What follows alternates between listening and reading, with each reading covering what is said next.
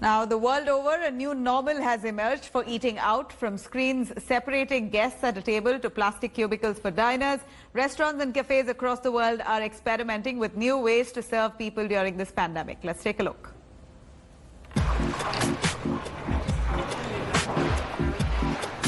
At this restaurant in the southern Dutch city of Maastricht, an unusual group of new staffers has been brought in to help after the Netherlands eased its coronavirus lockdown this week. Robots.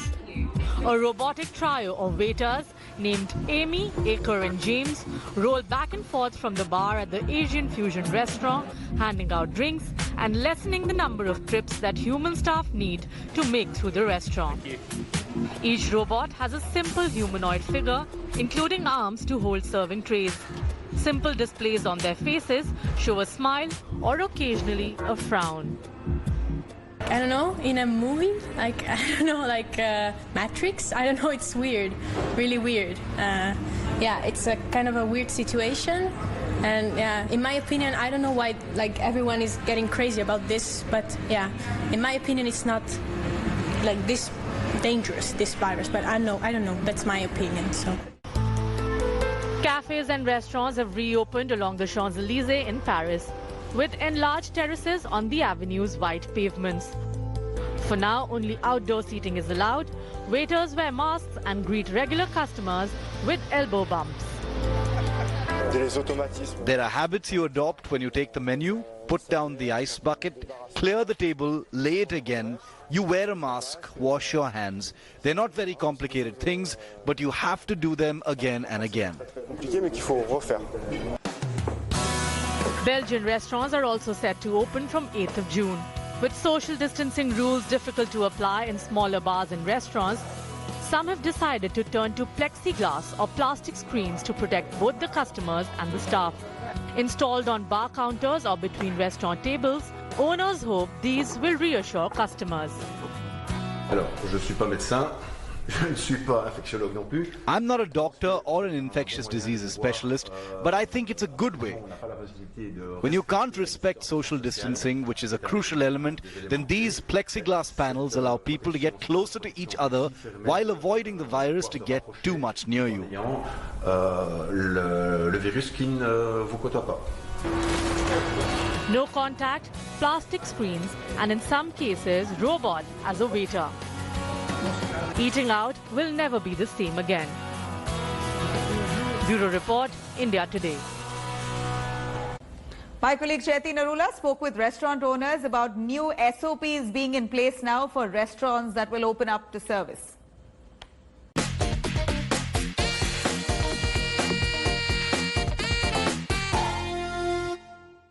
Zorawar Kalra, who is the founder of Massive Restaurants, followed by Eri Singh, who is the founder of the Olive Group, and then we'll also have Kumar Saurabh, spokesperson Taco Bell. But first up, let's go straight across to Zorawar Kalra. Zorawar, the new SOPs are out. We've had multiple conversations offline as well as to how the restaurant industry required the much-needed stimulus. That didn't come out. Are you satisfied now? Are you happy now that at least the restaurants are opening, even though it is with the new SOPs in place? How is the dining experience also going to change? Hi, Chaiti. Great to be here on your show again. Let me first say that any move that is going to enable the kickstarting of the economy or get the machinery of the economy chugging along is a welcome move. So definitely opening of the restaurants is a positive move. I think for all of us restaurateurs, we're one of the most effective industries, as you know, along with aviation and travel. I think we're one of the worst hit, and it's going to take some time to recover. So these SOPs are definitely a welcome addition, a welcome move by the government. Obviously, it remains to be seen what the state level, SOPs will be. However, you have to understand one thing: we restaurateurs consider the safety of our patrons and our employees as the absolute #1 priority. So whatever the guidelines will be clearly adhered to. Whatever, in fact, I suspect that a lot of the restaurant companies, including my own and AD's and Taco Bell, all of us, will actually go a step beyond. We'll go even beyond the guidelines to ensure that you guys are feeling safe. The most important thing is for consumers to feel safe. I like to call it stress-free dining. I want our consumers to go back and dine like they used to in December of 2019, where the only corona you knew about was a beer. I want people to feel safe. I want people to feel that eating at a restaurant is as safe or even safer than eating at home. There's going to be a lot of protocols being introduced, not just the ones that I mentioned. I think we're all going to go even way above and beyond that. However, there are also going to be certain challenges. As you said, the 50% efficiency or capacity utilization that's being allowed, that is going to remain a bit of a challenge. However, I must say that it's a positive move because in certain countries, for example, I have restaurants in the Middle East where they started off at 33%. So that's another absolutely a positive move. However, at 50% utilization, a restaurant is not really viable. A lot of the restaurants run on very, very thin margins. We have 10 to 15% margins at best. So they're only going to be able to serve half the customers. A lot of these restaurants will become unviable. A lot of people might choose to open. However, I suspect a lot of people will open. And like I said, I think it's going to happen in phases. It's going to start with 50%. Eventually, it's going to go up 75, 80%, about 75, 80% of capacity utilization. Once the guidelines permit that, a restaurant will be a viable entity. But definitely a positive move. Like I said, the biggest battle is with consumer perception. The biggest battle, not the biggest battle, rather the biggest initiative of the government as well as the restaurant industry should be to create a sense of comfort in the minds of our consumers. Once they feel safe, they'll go out. If they don't feel safe, they won't go out, and the restaurant industry will anyway suffer. So I think some of the changes need to happen. This, along with operational hours, I think the operational hours should be extended. The reason is that physical distancing, when the operational hours are longer, becomes easy. You can take reservations and spread them out over a longer period of time. You can spread out, your acceptance of reservations. You can make sure that the queues outside the restaurant are lesser. So I think from all perspectives, extending or rather increasing the operational hours and looking at quickly increasing the efficiency and capacity utilization of the restaurants is key. However, these moves, like I said, are very positive. Like I said, they're even more aggressive and better than sometimes in the rest of the world. Dubai was 33%, at 50% it's good, but restaurants will not be viable under 70, 75%. So those some challenges remain, but very excited that something has happened. The SOPs are good. A lot of us had preempted these SOPs. A lot of us had thought that had already taken into account some of these things and have purchased the requisite equipment, the non-touch or the digital form of ordering, feedback, and obviously payments are going to be an intrinsic element. PPE suits in the kitchen is definitely going to become a norm. I don't know if front of house staff is required to wear that. Yes. If the guidelines state that, we'll all have to do it. But face shields and gloves and masks and that kind of stuff. Absolutely. I'm glad you mentioned face shields and masks as well. Zorawar, stay with us because I'm also going to bring in AD on this one. AD, one of my colleagues just mentioned to me before the show that the new normal really says that everyone who walks in also has to wear a mask constantly all the time. But how do you end up eating when you're wearing a mask? Do you want some changes in the new SOPs that have come in, or do you think this is enough and this is going to make sure that this is being done for the safety? But how practical are these new SOPs? Of course, the other part being that all of us are very happy that they're finally opening and life is going to be back to normal. So, Chaiti, she is very happy that we are being given a chance to reopen. And we felt that the SOPs that came out yesterday were well thought through, were practical and very reasonable. Yes, it's a bit of an oversight that they say you have to wear a mask full time. Obviously, you can't do that because how will you eat or have even a sip of water? But leaving that little oversight aside, I thought they were very, very well thought through. However, the problem that the restaurant industry is having is that, one, no liquor, two, close by 8:15, three, people anyway are so scared, four, the social distancing norms. With all that, will our restaurants be viable? Can we break even? It's looking very, very difficult. And though all of us are dying to reopen, get the ball rolling, give employment to our teams, get going with our vendors again, give our regulars a taste of our food that they've been missing. But under the total set of norms that exist right now, it is very difficult for restaurants to even break even.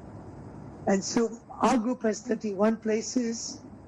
For sure, of all those that can open, we will not be opening all of them. We'll be talking to our landlords, taking their support to open under these conditions, and then only we make a decision where we think it has a chance of working.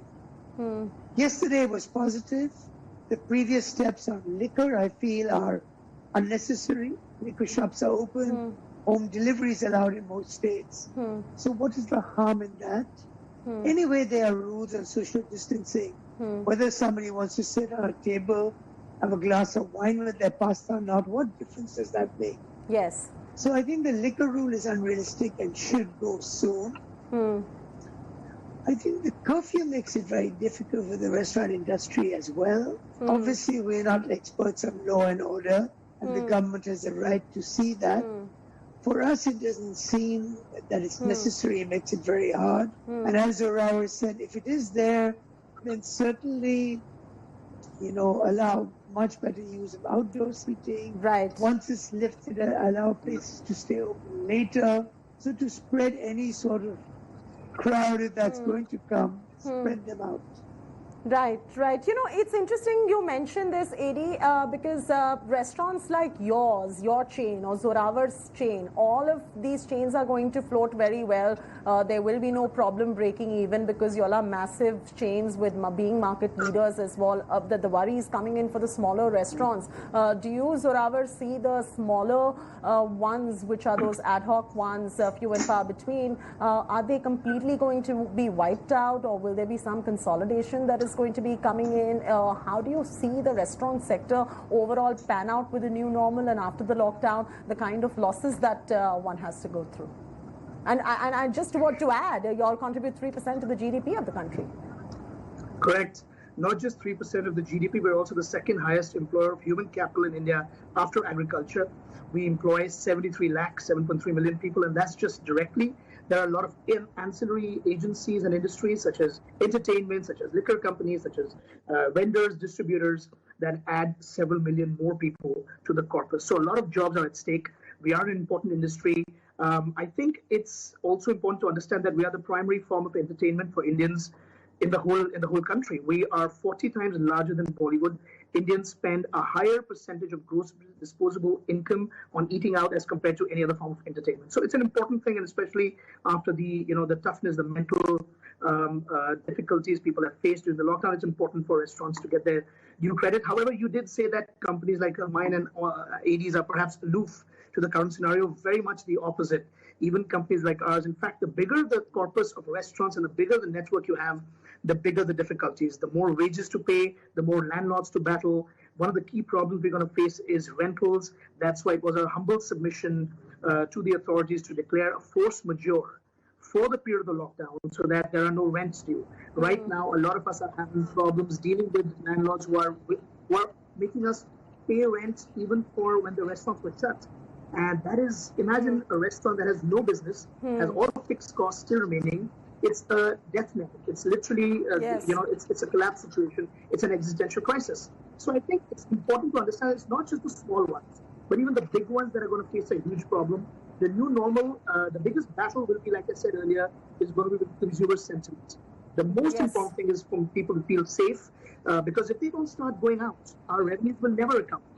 And a lot of our rents, a lot of our costs were initially built up keeping in mind certain revenue projections. Yes. If those projections are going to fall to a small fraction of what they used to be earlier, not just me or Edie, every single restaurant company, even the big MNCs like Taco Bell, will face the brunt.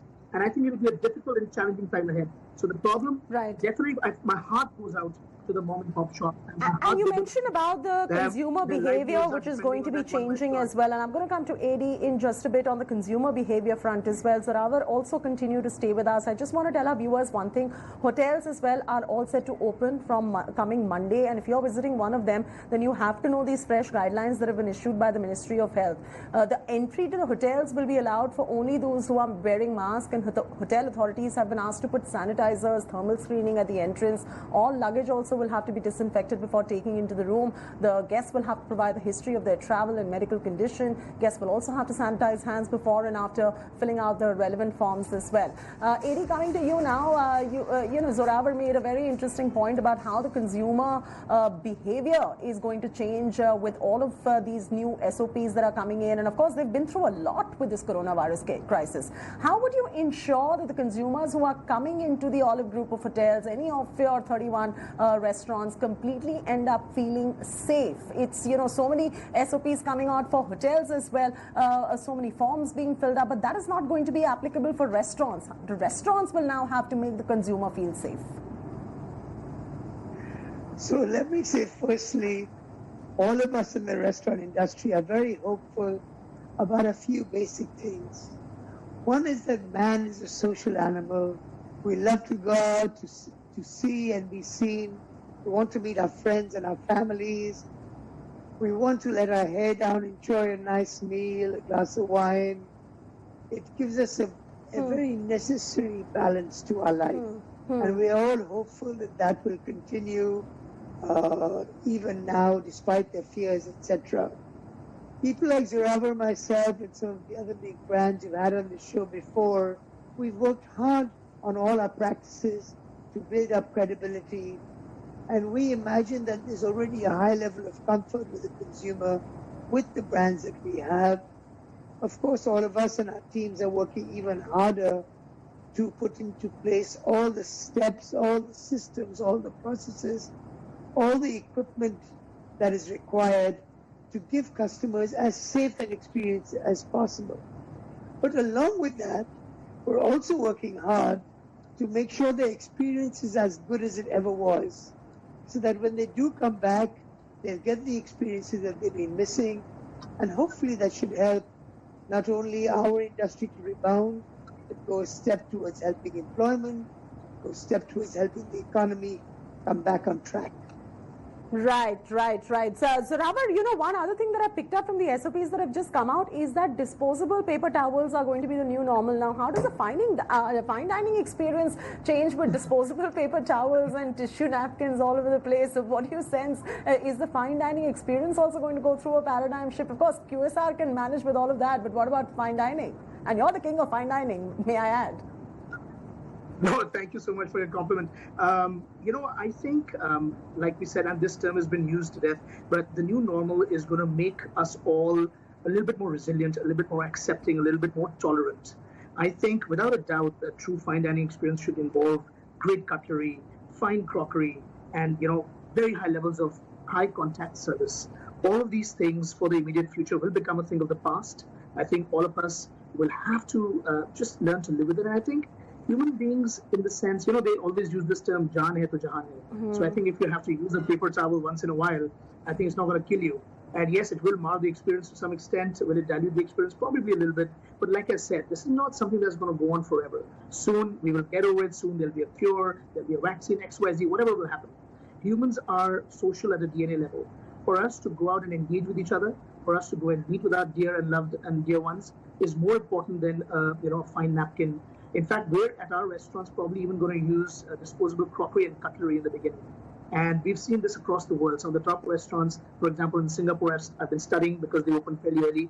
They've been using crockery and cutlery, which is entirely disposable.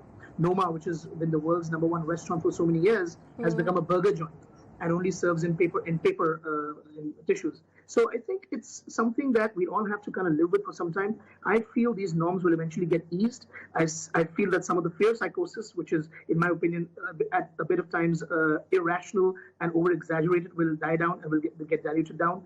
And we'll all start eating in fine plates and using silverware again. But till then, I think it's good to have these kind of safety protocols. The last thing anybody wants is for the virus to spread further. So I think all of us will kind of come together, and dealing with disposables is going to be a little bit of a change, but I think we'll all get used to it. It's not the end of the world. End of the world, of course, and everyone is gearing up for the new normal. I thank you very much, Zorawar Kalra and A.D. Singh, for joining us. We also have Kumar Saurabh actually on the broadcast. Kumar Saurabh, Zorawar, just stay with us. Zorawar was mentioning as to how the fine dining experience is going to go through a new normal, and we'll all adjust to it. He said that's no problem. It's going to be a little different, but we'll all manage to survive, and it's going to be a great experience. For QSR, these new SOPs are very much doable. What are you doing at Taco Bell to adhere to the new SOPs, and do you have any concerns at the moment being a QSR chain? So, thank you for having me here. I was trying to listen to Zorawar. We have been exchanging notes on a quite a frequent basis right now, and I try not to miss any of the insights that he comes up with. I think, like you mentioned, what you heard here is that, see, restaurant business, whether it is a QSR or a fine dining, is not a business which has propped up into this world in the last few years. It has been there forever and has been one of the primary sources of entertainment for the consumers, for the people. From the front of this COVID challenge that everyone is facing around the world, see, I would say that we are one of those few brands who had one slight advantage compared to most other brands in this industry because of a two-pronged advantage that we have. One is the fact that we are an international brand.